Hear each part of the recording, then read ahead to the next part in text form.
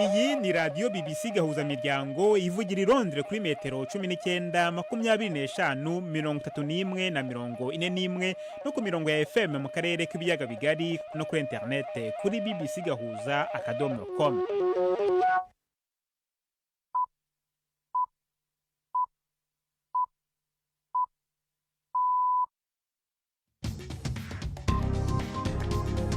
Ubu ni saa 10 n'igice ku isaha mpuzamahanga ya GMT, ni saa 12 n'igice ku isaha yo mu Rwanda no mu Burundi. Muri studio muri kumwe na Jacques Niyitegeka.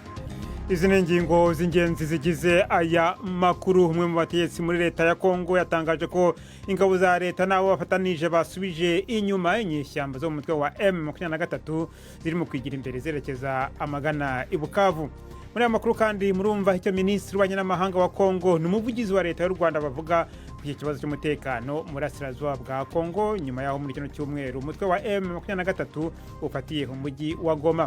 Twafitiye n'ikiganiro baza muganga muri mwese ikaze muri aya makuru yo kuri wa gatanu turi ku itariki ya 31 z'ukwezi kwa mbere.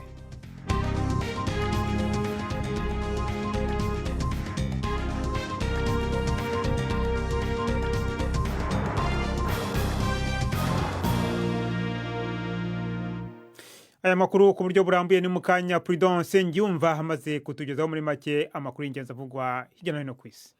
Igisirikare cya Uganda kiravuga ko kizakomeza ibirindiro byacyo mu burasirazuba bwa Repubulika ya Demokarasi ya Kongo mu gihe imirwano irimbanyije mu karere. Kiravuga ko abasirikare bari hafi y'umujyi wa Beni bazasatira bava mu birindiro bakigira imbere mu kuburizamo ko imitwe yitwaje intwaro yinjirira muri aya maji. Isatira rikomeye ry'umutwe wa M23 bivugwa ko ushyigikiwe n'u Rwanda ryateye ubwoba ko hashobora kuba intambara yeruye ngari. Inkuru ya Richard Kago muragezweho na Ferenka Kwaye. Imirwano iri kubera mu burasirazuba bwa Kongo hagati y'umutwe wa M23 n'ingabo za leta ya Kongo iri gutera impungenge z'uko haba imidugararo mu karere. Uganda isanzwe hano umupaka na Kongo ahantu havugwa imirwano yafashe intambwe yo gukaza umutekano ku butaka bwayo ivuga yuko umutekano uri kumera nabi. Mu gihe ingabo za Uganda ziri gukorana n'iza Kongo kugira ngo zihashye umutwe wa Kisilamu wa ADF, impuguke z'umuryango w'abibumbye zareze Uganda yuko ifasha umutwe wa M23. Ibyo birego ariko Kampala yarabyamaganye. Iki kibazo cyateye impungenge umugabane wa Afurika no hanze yayo. Umuryango wa SADC uri gukora inama yahamagajwe gitaraganya i Harare ku murwa mukuru wa Zimbabwe. Abasirikare ba Afrika y'Epfo 13 ba Malawi bamaze kugwa mu mirwano yabaye kuva ku wa 4 w'icyumweru gishize igihe umutwe wa M23 wakomezaga kugaba ibitero. Hagati aho umutegetsi wa guverinoma ya Kongo aravuga ko ingabo za leta n'abarwanyi bazishyigikiye birukanye inyeshyamba za M23 ziri gusingira umujyi wa Bukavu ukaba ari n'umurwa mukuru w'intara ya Kivu y'Amajyepfo. Guverineri w'intara yavuze ko igitero cy'inyeshyamba ku nkombe z'ikiyaga cya Kivu cyacogoye mu minsi mike ishize. Abarwanyi bamaze iminsi basatira Amajyepfo nyuma yo gufata Goma, ibintu byakomeje ubukana bw'intambara mu karere. Abasivile babarirwa mu bihumbi biyandikishije nk'abakorerabushake bashaka ngo kurinda Bukavu irimo n'ikibuga cy'ingenzi cya gisirikare. Umuvugizi w'umuryango w'ibihugu by'Uburayi ushinzwe politiki n'imibanire n'amahanga n'umutekano muri EU, Anwar El-Anouni, yabwiye BBC ko EU iri kurebera ibibera muri Repubulika ya Demokarasi ya Kongo mu mpungenge zikomeye cyane. Ishyirahamwe rya Buraya rirahagaritswe umutima cyane nuko ibintu bibandanya kuyangara. Twiyamirije bikomeye ibitero bishasha bya M23 ishigikiwe n'ingabo z'u Rwanda byatumye hafatwa igisagara cya Goma. Kuba M23 iguma itera intambwe imbere no guca kubiri kudashobora kwihanganirwa ku masezerano yo guhagarika intambara yumvikanywe ko kandi byongereza akaga ku banyagihugu mu buseruko bwa Kongo. Nk'ishyirahamwe rya Buraya dusabye M23 guhagarika kubandanya yigirwa imbere no kuvayo buno nyene, twongera kandi gusaba u Rwanda guhagarika gushigikira M23 no kuvayo. Abasirikare bo mu rwego kabuhariwe mu ngabo za Ukraine barwanira mu karere ka Kursk mu Burusiya baravuga ko batarabona ingabo za Korea ya ruguru mu byumweru bitatu bishize. Umuvugizi wazo yabwiye BBC ko bishoboka kuba abanyakorea ya ruguru barakuyemo akarenge nyuma yo kunegekazwa bikomeye no kubura abasirikare benshi. Abategetsi muri Leta Zunze Ubumwe za Amerika nabo bavuze ibisa nk'ibi, ariko ibyavuzwe ntibiragenzurwa ku buryo bwigenga. Ntibisobanutse kandi niba uku kuzibukira kwabo bizaba mu gihe gito cyangwa niba bigize urugamba muri Kursk. Kyiv n'abayishyigikira bizera ko mu kwezi kwa 11 k'umwaka ushize Moscow yagabye abasirikare bagera ku 11,000 b'Abanyakoreya ya ruguru muri Kursk. Umutegetsi wo ku rwego rwo hejuru muri Pakistani yakomerekejwe n'igitero cyarimo imbunda mu karere ka Kuram igihe yarari mu muhango wo kubahiriza amasezerano y'agahenge mu karere kazahajwe n'ubwicanyi bushingiye ku moko. Uyu mutegetsi Saidi Manam Khan ari kuvurwa mu bitaro. Aka karere kamunzwe n'ibibazo by'imirwano hagati y'imiryango y'abasuni n'abashiya mu kwezi kwa 11. Nubwo muri uku kwezi hagezweho amasezerano yo guhosha imirwano, imodoka zari zitwaye ibintu nkenerwa by'ingenzi zagabweho igitero mu byumweru 2 bishize. Inzego z'umutekano zatangije ibikorwa byo guhiga abarwanyi mu gihe cy'iminsi 4. Aya ni amakuru ya BBC. Abashinjacyaha muri Isiraheli bareze abasirikare 2 bo mu nkeragutabara ibyaha by'ubutasi bakora ku giti cya Iran.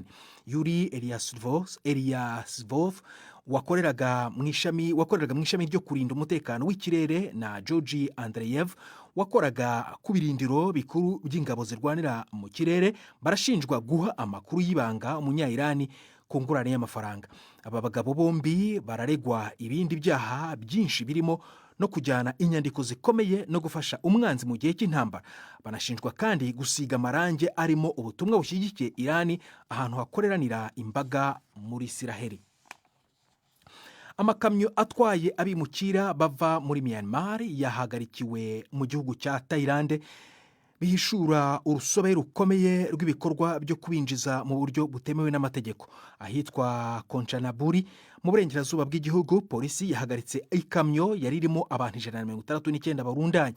Mu karere ka Nabon mu majyepfo, abimukira 3 bavumbuwe inyuma y'ikamyo igihe yuko umushoferi wayo yakoze impanuka agahita ahunga. Abo bimukira bose bizeraga kubona umutekano muri Malaysia, ariko abategetsi ba Thailand baravuga ko bazasubizwa muri Myanmar yazahajwe cyane n'intambara z'umwiryane. Jacques, urakoze Prudence Ngiyumva.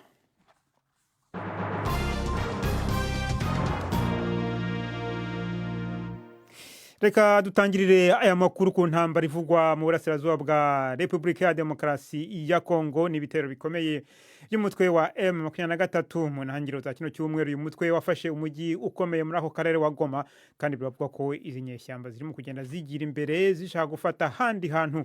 Perezida wa Kongo Felix Tshisekedi yongeye gushinja u Rwanda gufasha uyu mutwe, maze yongeraho ko igisubizo gikomeye kandi gihurijwe hamwe cya leta kiri mu gutangwa. Yanenze amahanga kunanirwa kugira icyo bikoraho gihagije. Ibindi kuri iki kibazo umunyamakuru wa BBC James Kopno yabibajije mu kiganiro Newsday Therese Kaikwamba Wagner, Ministre w'Abanyamahanga wa Kongo, bari ku biro bya New York kandi wanahuye n'abategetsi bo muri Minisiteri y'Abanyamahanga ya Amerika. Our message to the world is that the Democratic Republic of the Congo is... Icyo nabwira amakungu nuko u Rwanda ruriko rurigarurira leta ya Repubulika Iharanira Demokarasi ya Kongo mu buryo butemewe n'amategeko. Ibi ni ingaruka zo kudashinja no kudafatira ibihano Perezida Kagame ku mabi akabije no kukwirengagiza amategeko agenga ibihugu byose. Ivyo turiko turabona ubu ni ingorane zikomeye zibangamiye ubuzima n'imibereho y'abantu. Igisagara gikuru cyo mu buraruko bwa Kivu arico Goma cifatiwe n'ingabo z'u Rwanda zifashishije M23 nk'igikoresho, nayo ikaza yiyita umugwi witwaje ibigwanisho. Mu gihe ingabo z'u Rwanda na leta y'u Rwanda nyene bitera intege mu bijanye n'uburyo n'ibikoresho, ako kagwi k'abagwanyi kariko karondera gutembagaza leta yemewe n'amategeko kandi yitorewe n'abanyagihugu. Rwanda, of course, has always denied sending its... U Rwanda ariko rwamye ruhakana kurungika abasirikare mu gihugu cyanyu, rukanahakana gufasha M23, naho umuryango mpuzamakungu wemera bimwe mu byo muvuga. Ariko nibaza yuko abantu benshi ku isi baraba ibi bintu bakagwa mu gahundwe. Kubona igihugu kinini nka Kongo ufatiye ku bwaguke bw'ubutaka, ubwinshi bw'abantu hamwe n'ubutunzi bw'ubutare, kikananirwa kwivuna agahugu nk'u Rwanda kangana ugwara vyegeranye. Tiny Rwanda next door. Of course, but what we should not lose out of sight is the dramatic investments that Rwanda has. ego cane ariko ntitwirengagiza umutahe mwinshi cane u Rwanda rwashize mu ngabo zago za RDF n'ingabo za M23 ndetse na rumwe mu nzego za ONU zikomeye zijejwe kugarukana amahoro ruriko rukorana na leta ya Kongo rwemejwe ko rwasumbijwe ibigwanisho n'ingabo z'u Rwanda. Ibikorwa hamwe n'utwigoro vya gisirikare vyarajuragijwe n'ubuhinga bwa none u Rwanda rwashize ku mipaka yago bituma ubuhinga bwa GPS budashobora gukora. Technology that has made it quasi impossible to navigate the airspace, not only for military Ibi rero vyatumye ata ndege n'imwe iba iya gisirikare canke y'abasivile ishobora gukorera muri ico kirere. Nico gituma tugira tuti bivuye ku gacerere no kurira amaboko cane cane ko ibihugu bishigikiye u Rwanda twisanga duhanganye n'igikoko cashizwe mu karere k'ibiyaga binini kikaziturwa atawamira.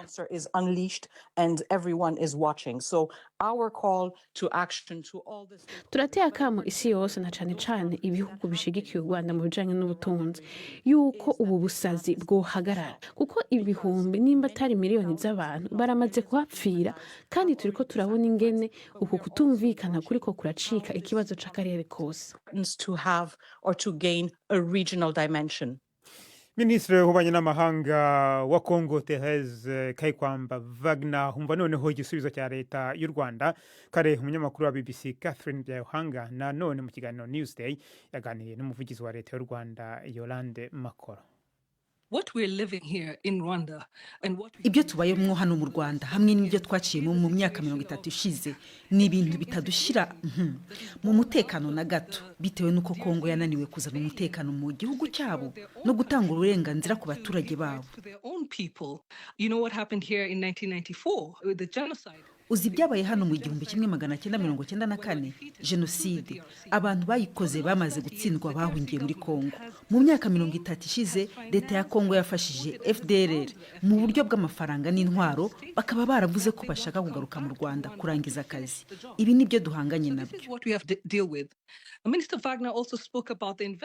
Ministre Wagner yanavuze ku bijyanye n'ubushobozi twashize mu gisirikare cyacu. Ibi byari ngombwa cyane kuko umutekano wacu ni ingenzi cyane kuri twebwe. Twashoboye gutera imbere cyane mu myaka 30 ishize twubaka kino gihugu. Biduha uburenganzira bwo kurwanira igihugu cyacu no kurinda umutekano w'Abanyarwanda. Ndavyumva ivyo mwashitseko ariko none bibaha uburenganzira bwo kuja mu gindi gihugu mugafata ubutaka bwaho. Ntabwo twebwe twitaye ku byo kwiha ku butaka bw'abandi. None ibyo bisigura yuko mwemerewe kurungika y'ingabo zanyu. Hari ivyegeranyo vyemeza yuko ingabo z'u Rwanda zitari munsi y'ibihumbi 3 zigaruriye ubutaka bwa Kongo. Bibaha uburenganzira bwo gukora ivyo. Abasirikare bacu bari ku mupaka. So what's ingabo zanyu zikora iki muri Kongo? Oya reka bisigurike neza ku batwumva basoma mbike banyu. Leta zunze ubumwe za Amerika, Ubwongereza, ONU, isi yose ivuga yuko ingabo zanyu ziri muri Kongo. Kuko ziri hariya. Why are they there? Umupaka wacu wagiye uvogerwa inshuro nyinshi. Abantu barishwe ku ruhande rwacu rw'umupaka. Bicwa n'ibisasu birashwe biva muri Kongo. Kandi si bishya kuko tubanye nabyo.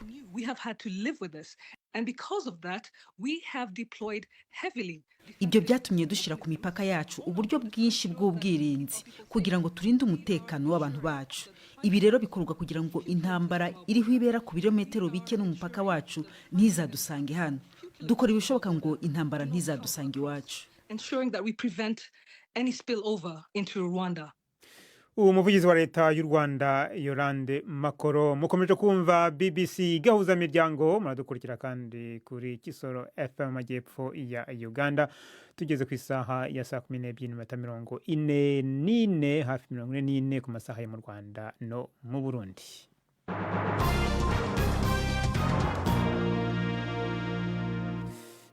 bandanyirize rero aho mu Burundi aho mugwi benshi bagona rimwe Bibia wahoze wica bigacika mu ntara ya Gitega mu kuvuza umudiho wa reggae wobase waranyikiye he ni kimwe bibazo bamwe mu bakunzi b'umuziki baba ku mugwa mukuru wa politiki y'u Burundi bibaza ni mu gihe yaciye imyaka itari mike batumva canke ngo babone gishasha kiva kuri uwo mugwi ufatwa nk'uwatanguje reggae Igitega. Judas Yihundi Mpundu umunyamakuru wacu yarakurikiranye ibyawo yongera aganira n'umwe mu bawugize akiba Igitega maze adutegurira inkuru ikurikira.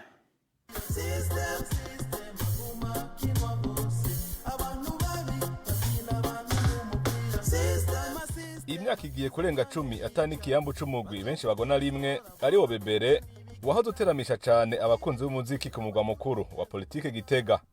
Ivyatumye bamwe mu banyagitega bibaza ibibazo bitari bike, abandi bakabona mbere ko umudiho wa reggae usanzwe ukundwa cyane muri intara uri kurasubira inyuma.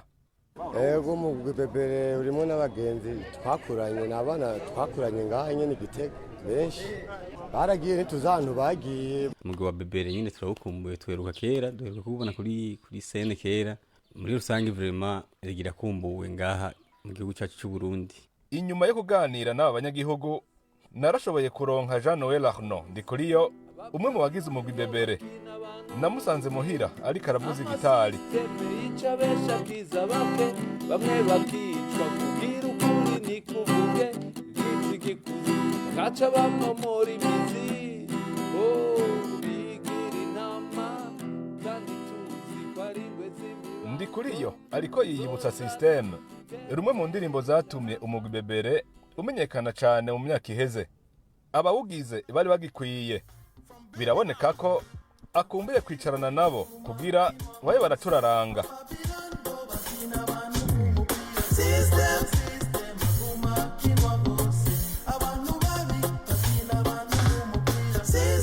System akiza canke yica bazogutosora bo bagenda nibigiga bakuvugire nivyo wewe utigeze uvuga ye bamwe bigira inama kandi Ubu umugwi Bebere waratatanye. Mu byabiteye harimo imvururu za 2015 izatumye ibikorwa by'umuziki bigabanuka cyane ku mugwa mukuru wa politike. Ubuzima buragorana maze bamwe mu bagize uwo mugwi bahitamwo kuja kuronderera ubuzima mu mahanga. Arnaud Ndikuriyo avuga kandi ko n'imiziki itagorwa neza. None nze kubesha umuntu ati ntizi miliyoni 2 nje muri studio hama ndayijemwo yumve ko biryoshe habure n'icinji. Ivyo dukoresha birazimvye. Ama studio y'ubu akoresha ibintu digitale, wari wese ashatse gusohora akaririmba arinjira akagira nayo twebwe byadusaba studio imeze neza. Mu nyuma habihindagurika ry'ibintu. Iyo ministere ya jeunesse sport itangura kudehukirwa gutuma ko amahiganwa za CCF batangura kuza baragabanya murindi ko gushira mu bintu byerekeye music live. Ndikuriyo yizeza abakunzi ba reggae ko mu minsi iri imbere Bebere igiye kugaruka. Ntibirenga mu kwa 4 mutumvise akantu ka benshi bagona rimwe igiteramo coco bitarenze igice c'uno mwaka. Mubiza kubona benshi bagona rimwe bari hamwe. Nubwo haciye imyaka myinshi atagakacira mu mazu adandaza imiziki ku mugwa mukuru wa politike haracibonekeza baza kurondera imiziki ya Bebere, ariko abafise imyaka iri munsi ya 20 ngo ni bake.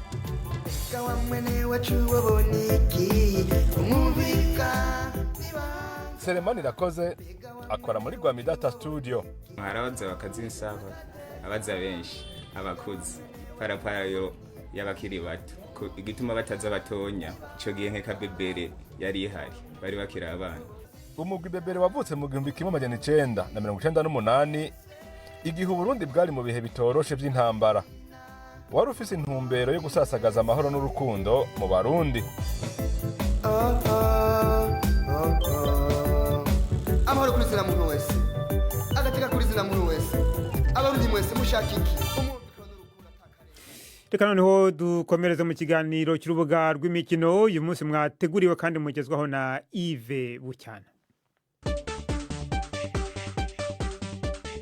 mwireho neza abateze amatwi BBC. Amakuru y'imikino nyahere ku mugabane w'Uburayi. Imikino yo guhatanira igikombe cya Champions League, ikipe ya Manchester City yatomboye kuzahura na Real Madrid ifite iki gikombe inshuro 15. Ni mu mikino y'ijonjora, ni mu gihe ikipe ya Celtic yo muri Ecosse yo izahura na Bayern Munich. City yegukanye iki gikombe muri 2023, izakira Madrid ku kibuga cya Etihad mu mukino wa mbere, ni mu gihe umukino wa kabiri uzabera muri Espagne. Imwe mu yindi mikino y'amajonjora, Brest yo mu Bufaransa izahura na Paris Saint-Germain, Club Brugge yo mu Bubiligi ihure na Atalanta, Juventus ikine na PSV, AS Monaco ihure na Benfica, Sporting Lisbon ikine na Borussia Dortmund, mu gihe Feyenoord Rotterdam izahura na AC Milan yo mu Butaliyani.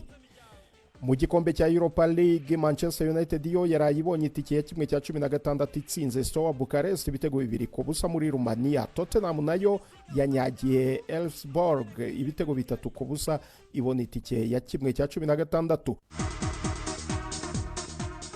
Mu Bwongereza, shampiyona ya English Premier League izakomeza mu mpera z'icyumweru. Umukino utegerejwe n'abantu benshi n'uzahuza Arsenal na Manchester City ku cyumweru. Prudence Ngiyumva. Arsenal imaze imikino 13 yikurikiranye itaratsindwa muri Premier League izakira Manchester City kuri Stade Emirates mu mukino usa n'uwabaye mu mwaka ushize, aho Gunners yatahanye amanota 3 ku gitego rukumbi. Ariko rero ntiheruka gutsinda Man City yikurikiranyije kuva mu mwaka wa 2008. Kandi abakinnyi ba Pep Guardiola bazerekeza mu murwa mukuru London nyuma yo kugaruka mu bihe byiza, aho rutahizamu wayo utinyitse Erling Haaland amaze imikino 5 ya shampiyona atsinda ibitego. Indi mpungenge nuko umutoza Mikel Arteta yabwiye abanyamakuru kuri uyu wa gatanu ko nyezamu we David Raya bishidikanywa niba azakina cyangwa azaruhutswa kubera imvune. Umukino kandi uzakomezwa nuko uzabanzirizwa n'uwa Liverpool izasura Bournemouth ejo ku wa gatandatu, kubera ko abakinnyi ba Arne Slot niba utsinda bazarusha Arsenal amanota 9 n'umukino w'ikirarane bazakina na Everton ku wa gatatu w'icyumweru gitaha. Hagati aho, Nottingham Forest yo izakira Brighton Hove Albion ejo ku gicamunsi, naho Fulham ikazasura Newcastle mbere yuko Wolves yakira Aston Villa. Mu yindi mikino yo ku cyumweru, Brentford izaba icakirana na Tottenham ku isaha imwe, na Manchester United izaba ikina na Crystal Palace kuri Stade Old Trafford. Chelsea yo ifite ikiruhuko kugeza kuwa mbere w'icyumweru gitaha, aho izakira West Ham kuri Stade Stamford Bridge.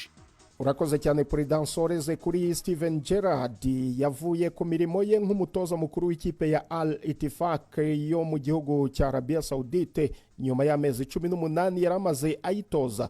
Uyu wahoze ari umutoza wa Aston Villa na Rangers yinjiye muri iyi kipe muri shampiyona ya Arabia Saudite mu kwezi kwa karindwi umwaka wa 2023.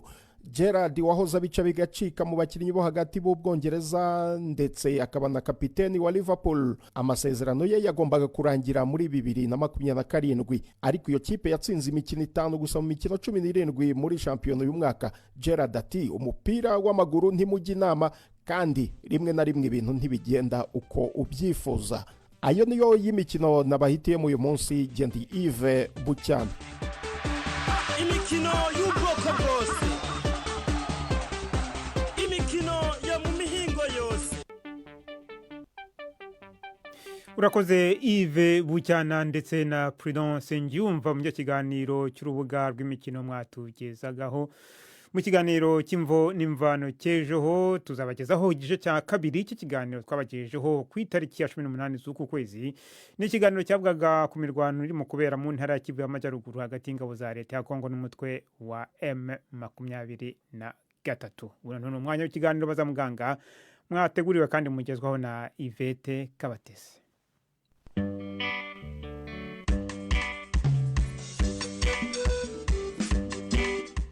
Mwiriweho neza. Uyu munsi turasubiza uwatwandikiye abaza ku mpamvu zishobora gutuma umugabo atakaza kamwe mu dusabo tw'intanga. Turi kumwe n'inzobere mu kuvura indwara zibasira imyanya y'ibanga y'abagabo, Innocence Imana mu bitaro MBC. Udusabo tw'intanga cyangwa testicule ni igice cy'umubiri kigerwa n'abagabo, kikaba gifite inzira gikorwamo, ariko icy'ingenzi abantu bakwiye kumenya nuko udusabo tw'intanga ntabwo dukorerwa hariya abantu batubona turi, ahubwo dukorerwa mu nda hejuru. Hanyuma uko igihe kigenda umwana akura mu nda, tukagenda tumanuka tugana hariya tugomba kuba turi. ni inzira rero nende dufata ishobora kubamo ibibazo bitandukanye ariko ku buryo rimwe na rimwe bishobora kurangira tutanahageze nabyo bibaho. Hanyuma two dusabo dufite uruhare mu myororokere y'abagabo kuko dukora imisemburo y'abagabo ifasha mu kuba umuntu yaba umugabo. Ni umusemburo wa testosterone ukorwa n'utwo dusabo bityo ukanafasha mu kuba umuntu yagira ubushake bwo gukora imibonano mpuzabitsina ndetse no kuba yafata umurego. Uwo musemburo ubigiramo uruhare. Ikindi cy'ingenzi udusabo dukora ni ugukora intanga niho zikorerwa nabyo bikaba byagizwemo uruhare niyo misemburo. Hanyuma intanga zikorewe muri utwo dusabo nabwo zigafata inzira izerekeza aho zisohokera kugira ngo zibashe gukora akazi zigomba gukora kugira ngo habeho uko kororoka. Hanyuma rero watwendikiye avuga ko yagize ikibazo cy'uko yabazwa ari umwana kamwe mu dusabo twe kavamwo barakabaga kwa muganga. Akaba rero arabaza atese ni ibihe bibazo bishobora gutuma umuntu atakaza uru rugingo?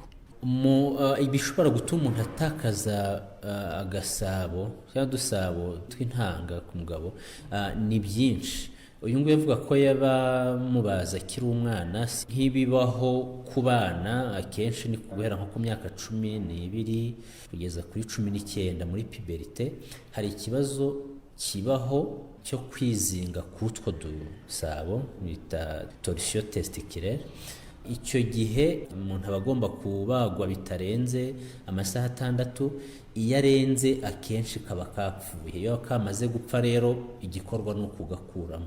Ibyo rero ntabwo muri rusange bigira ingaruka ku kandi gusa kandi nako kaba gafite ibyago ko ibyo bishobora kukabaho. Niyo mpamvu iyo umuntu avurwa ako kapfuye kavamo ariko kandi noneho kagashyirwa mu mwanya utuma kadashobora kugira ibyo byago. Kimwe mu bishoboka umuntu yatinze cyane kakandi kangiritse kagatindamo cyane umubiri ushobora gukora antikoro nk'abasirikare b'umubiri barwanya dusaba twapfuye kuko umubiri wabifashe nka kore etranje nk'igitero. Hanyuma abo basirikari bakaba barwanya na rya rindi rizima kubera ko bifite aho bihuriye. Icyo gihe niho hashobora kubamo ibyago byo kuba umuntu yenda yagira ikibazo cyo kutabyara kubera ko ryagize ikibazo. Hanyuma ibindi bishobora gutuma umuntu atakaza agasabo k'intanga cyangwa se agira kamwe. Mu ntangiro nababwiye ko dukorerwa hejuru hanyuma tukamanuka. Hari ibishobora kubaho kamwe hari n'igihe tuba twombi ariko kamwe ntikamanuke ngo kageze hasi. Ibyo twita undescended testis cyangwa cryptorchidie.